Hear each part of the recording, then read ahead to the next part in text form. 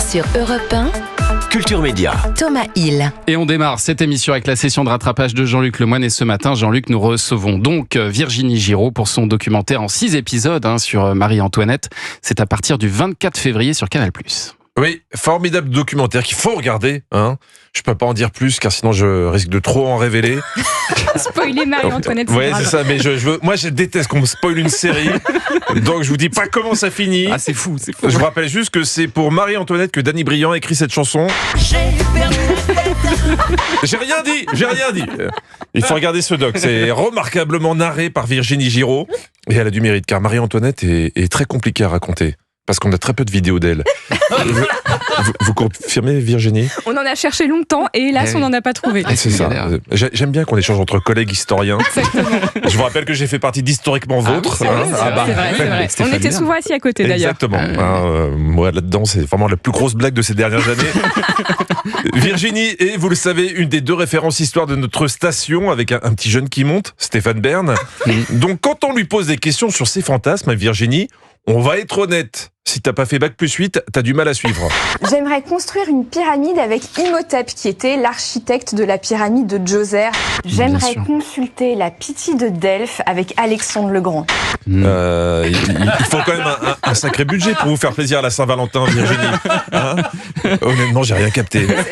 Mais c'est un défi, Jean-Luc. Quand La même. prochaine, vous avez 1 an pour réfléchir. Mais juste quand vous parlez de Delphes, vous parlez bien du chanteur de Vanina ? Non, c'est ça ? Non. C'est ça. Okay. Vanina, souviens-toi de la Pythie de Delphes. Exactement, voilà, les historiens que se comprennent. Heureusement, Virginie parle aussi sexologie, et je sais pas pourquoi, ça me parle beaucoup plus. Et d'ailleurs, en l'écoutant, j'ai appris plein de choses. Notamment, je sais maintenant comment appeler les soirées organisées par Thomas Hill avec l'équipe de Culture Média.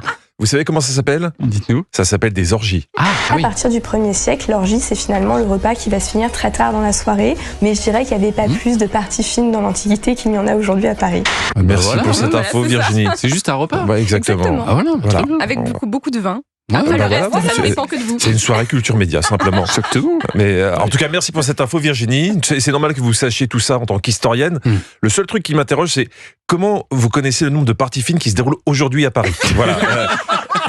Ne répondez pas, j'écouterai votre podcast sur le sujet. Je ne répondrai qu'en présence de mon avocat. Très informé. bien. Bon, et alors Jean-Luc, pour votre session de rattrapage, vous avez regardé L'île de la Tentation. Sans transition. Sans du tout. Quel merveilleux concept. Pour tester la fidélité des couples, on les sépare, puis on met les filles avec des beaux garçons célibataires d'un côté et les garçons avec des jolies filles, elles aussi, célibataires. C'est comme si tu voulais tester un diabétique en le mettant dans une pâtisserie. À un moment, comme dirait Anissa, tu sais qu'il va te bouffer le millefeuille. Oh non, voilà. non. C'est chaud. Et L'élégance.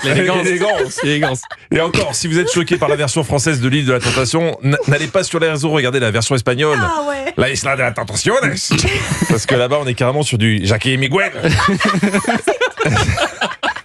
La dernière fois, je vous avais laissé en pleine présentation des Tentateurs. Donc, je continue. On a eu la présentation de Logan. Logan, comme le X-Men ou la Dacia. La voiture. Et au théâtre, c'est un ex de Marine, une des filles venues en couple. Et Hugo, son chéri, il a pas trop aimé. Car en plus, Marine a donné le collier de fleurs de la préférence à Logan. Vous rigolez ensemble ? Je passe pour quoi, moi, en fait ? C'est juste parce que je le connais. Effectivement, on s'entend bien, c'est tout, ça s'arrête là. C'est juste un flirt de quelques semaines, quelques mois, même pas. Oui. Elle est bizarre cette graduation quand même. Un flirt de quelques semaines, quelques mois. On a 2 enfants, on a acheté un Scénic, un pavillon en banlieue, mais je le connais à peine. Bon courage Hugo. Bon, après les présentations, on a séparé les couples et on a commencé les choses sérieuses. Les présentations étant faites, il est temps pour chacun d'aller se parer de ses plus beaux atouts pour la toute première soirée de l'expérience. Oui, ils ont pu se parer de leurs plus beaux atouts. Virginie Giraud a certainement dit leurs plus beaux atours, mais là c'est... C'est vrai que je pense à ça, en plus, je connaissais bien. Je la connais. Mais là c'est les atouts, certainement pour une soirée belote.